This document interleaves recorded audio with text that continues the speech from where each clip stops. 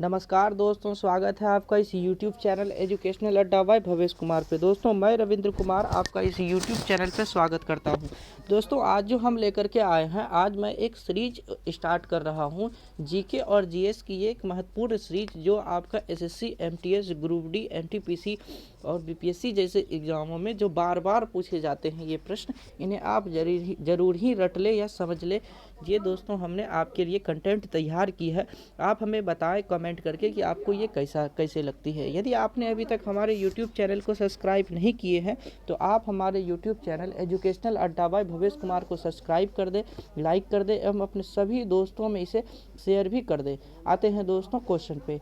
दोस्तों ये जो प्रश्न है ये एसएससी एमटीएस के आधार पर बनाई गई है। दोस्तों ये एसएससी एमटीएस में पूछे गए सभी प्रश्न हैं, उसी का एनालाइज मैंने पूर्व भी किया था। उन्हीं प्रश्नों को मैं दोबारा आपको करवा रहा हूँ जो कि एसएससी एमटीएस के लेवल के आधार पर ऐसा स्मृति है कि हो सकता है आपका ग्रुप डी में भी ये क्वेश्चन 80% कुछ ना कुछ ज़रूर लड़ जाए। तो ऐसे प्रश्नों को आप ज़रूर याद कर लें और अपने एग्ज़ाम में जो है पढ़ के ही दोस्तों जाए क्योंकि आप सोच सकते हैं कि 25,000 सीट में दोस्तों काफ़ी सारे विद्यार्थियों ने फॉर्म भरा है, कटअप तो हाई जाएगी ही, इसलिए आप बिना तैयारी का एग्ज़ाम देने ना जाएं। आते हैं क्वेश्चन नंबर फर्स्ट पर। क्वेश्चन नंबर फर्स्ट दोस्तों क्या है? तो क्वेश्चन नंबर फर्स्ट कहता है कि दादा भाई नेरोजी किस कॉलेज में प्रोफेसर के रूप में नियुक्त किए गए थे? तो एल्फिंस्टन कॉलेज मुंबई। दादा भाई नेरोजी किस कॉलेज में प्रोफेसर के रूप में नियुक्त किए गए थे? तो Elphinstone college Mumbai. Chloroform solution में नाइट्रोजन के किस ऑक्साइड का प्रयोग किया जाता है? तो नाइट्रोजन पेंटो ऑक्साइड। क्लोरोफॉर्म सॉल्यूशन में नाइट्रोजन के किस ऑक्साइड का प्रयोग किया जाता है? तो नाइट्रोजन पेंटो ऑक्साइड। क्लोरोफॉर्म सॉल्यूशन में नाइट्रोजन के किस ऑक्साइड का प्रयोग किया जाता है? तो नाइट्रोजन पेंटो ऑक्साइड।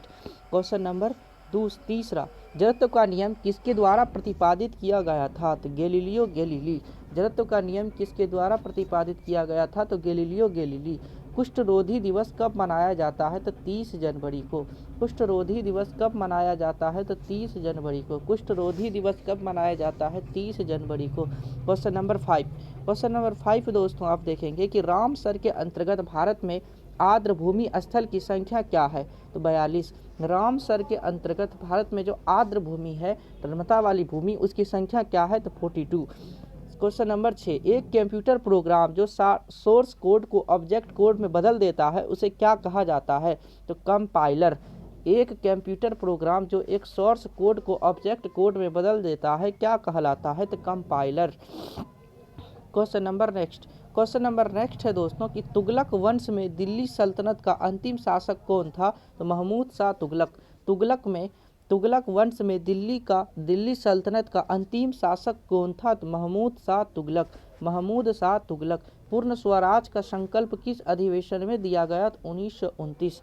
पूर्ण स्वराज का संकल्प किस अधिवेशन में लिया गया था? 1929। दोस्तों आपको हमारे कमेंट बॉक्स में कमेंट करके बताना है कि ये पूर्ण स्वराज हुआ था दोस्तों, इसका संकल्प जो है 1929 के अधिवेशन में लिया गया था। लेकिन ये 1929 में कौन सा अधिवेशन, कहाँ पर दोस्तों ये जो है अधिवेशन हुआ था, कांग्रेस के किस अधिवेशन में और कौन से स्थान पर अधिवेशन हुआ था, ये आपको हमारे कमेंट बॉक्स में कमेंट करके बताना है। आते हैं क्वेश्चन नंबर 9। क्वेश्चन नंबर 9 है दोस्तों, वह अभिक्रिया जिसमें अभिकारकों के बीच आयनों का आदान प्रदान शामिल है उसे क्या कहते हैं? दोहरा विस्थापन। वह अभिक्रिया जिसमें अभिकारकों के बीच आयनों का आदान प्रदान शामिल है क्या कहलाता है? तो उसे हम कहते हैं दोहरा विस्थापन। क्वेश्चन नंबर नेक्स्ट दोस्तों 10वां नंबर क्वेश्चन है कि जब एक अम्ल सोडियम कार्बोनेट के साथ अभिक्रिया करता है, तो कौन सी गैस का उत्पादन होता है? Carbon dioxide. कौन सी गैस का उत्पादन होता है? तो carbon dioxide. Question number next दोस्तों ध्यान देंगे कि संशोधन के तहत संपत्ति के अधिकार को मौलिक अधिकार से हटा दिया गया। ये काफ़ी इंपॉर्टेंट है दोस्तों। किस संशोधन के अंतर्गत संपत्ति के अधिकार को मौलिक अधिकार से हटा दिया गया? तो 44वां संविधान संशोधन, 44वां संविधान संशोधन था। दोस्तों आपको ये क्वेश्चन का भी एक और क्वेश्चन जो आपको कमेंट बॉक्स में कमेंट करना है कि 44वां संविधान संशोधन कब हुआ था। Question number next 12 number question दोस्तों ध्यान देंगे। मानव विकास सूचकांक की अवधारणा को प्रथम बार कब जारी किया गया? 1990। मानव विकास सूचकांक की अवधारणा को प्रथम बार कब जारी किया गया? 1990। क्वेश्चन नंबर 13 बोगी शब्द किस खेल से संबंधित है? तो गोल्फ। बोगी शब्द किस खेल से संबंधित है? गोल्फ। बोगी शब्द किस खेल से संबंधित है? गोल्फ। किसान अपनी फसलों के बीच फलीदार पौधे को क्यों उगाते हैं? नाइट्रोजन की मात्रा बढ़ाने के लिए। किसान अपनी फसलों के बीच फलीदार पौधे को क्यों उगाते हैं? मतलब क्यों उगाते हैं, इस जगह दोस्तों उगाते होगा, क्यों उगाते हैं? क्यों उगाते हैं? तो नाइट्रोजन की मात्रा बढ़ाने के लिए। क्वेश्चन नंबर 15 प्रवासी भारतीय दिवस 2021 का विषय क्या था? दोस्तों जैसा कि आपको बता दें रिसेंटली जो एसएससी एमटीएस की एग्जाम्स जो है दोस्तों फाइनली हुई है, उसमें जितने भी करंट अफेयर्स के प्रश्न पूछे गए हैं वो टोटल 2021-20 के प्रश्न थे। तो आप हाल ही के करंट अफेयर्स को जरूर ध्यान रखेंगे अंडर 1 ईयर के। प्रवासी भारतीय दिवस 2021 का विषय क्या था? तो कंट्रीब्यूटिंग टू आत्मनिर्भर भारत। कंट्रीब्यूटिंग टू आत्मनिर्भर भारत यानी प्रवासी भारतीय दिवस का दोस्तों थीम था कि भारत को आत्मनिर्भर बनाना।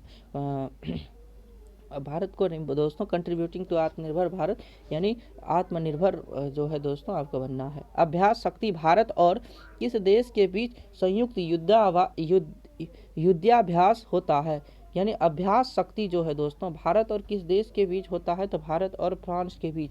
भारत और फ्रांस के बीच। क्वेश्चन नंबर 15 प्रवासी भारतीय दिवस 2021 का विषय दोस्तों ये हो गया है अभी तुरंत देख सकते हैं आप, कंट्रीब्यूटिंग टू आत्मनिर्भर भारत। ये क्वेश्चन फिर से रिपीट हो गई है। क्वेश्चन नंबर 16 आते हैं अभ्यास शक्ति भारत और किस देश के बीच है दोस्तों? भारत और फ्रांस के बीच। क्वेश्चन नंबर 17 पे आते हैं दोस्तों खेलो इंडिया विंटर गेम। खेलो इंडिया विंटर गेम का दूसरा संस्करण कहाँ आयोजित होगा? तो गुलबर्ग में। खेलो इंडिया विंटर गेम का दूसरा संस्करण कहाँ आयोजित होगा? गुलमर्ग में। गोवा में आयोजित 91वें राष्ट्रीय फिल्म महोत्सव के लिए फोकस कंट्री कौन सा है? बांग्लादेश। यानी दोस्तों गोवा में जो 91वें राष्ट्रीय फिल्म महोत्सव के लिए जो है कौन से कंट्री पर फोकस है कि इसको मिलेगा? तो वो बांग्लादेश है दोस्तों। क्वेश्चन नंबर 19 क्वेश्चन नंबर 19 पर दोस्तों ध्यान देंगे कि WHO ने 2020 में कौन सा वर्ष घोषित किया? WHO ने 2020 को कौन सा वर्ष घोषित किया? उपचारिका और प्रशाविका का वर्ष। उपचारिका और प्रशाविका का वर्ष। अमेरिका ने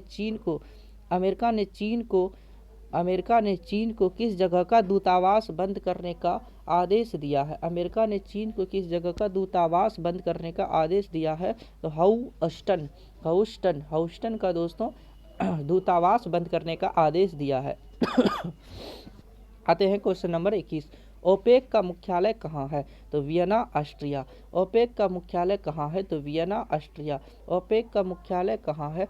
वियना ऑस्ट्रिया। ओपेक का मुख्यालय है वियना ऑस्ट्रिया। क्वेश्चन नंबर 22 पे आते हैं दोस्तों सोमाली मरुभूमि दोस्तों कहाँ है? तो अफ्रीका महाद्वीप में।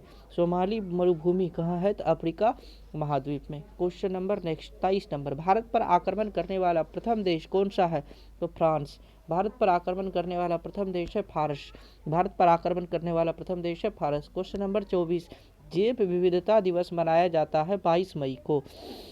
जैव विविधता दिवस मनाया जाता है 22 मई को। क्वेश्चन नंबर 25 धन विधेयक कहाँ पर स्थापित किया गया? लोकसभा में। धन विधेयक कहाँ पर स्थापित किया जाता है? कि लोकसभा में। दोस्तों एक क्वेश्चन का और आपको जवाब देना है कि लोकसभा किस अनुच्छेद के अंतर्गत स्थापित किए जाते हैं, जो है किस अनुच्छेद के अंतर्गत पेश किए जाते हैं, ये आपको हमारे कमेंट बॉक्स में लिखना है। दोस्तों हमने फाइनली आज 25 प्रश्नों को कंप्लीट कर लिया है जो हाल ही में रिसेंटली एसएससी एमटीएस के सभी एग्जामों में व सभी शिफ्टों में पूछे गए हैं, उन्हीं के आधार पर ये बनाया गया। आप ज़रूर इसे याद कर लें एवं देख लें। यदि आपको किसी भी तरह का दिक्कत परेशानी आए तो आप हमें डायरेक्ट कमेंट कर सकते हैं, आपके प्रश्नों का जवाब दिया जाएगा।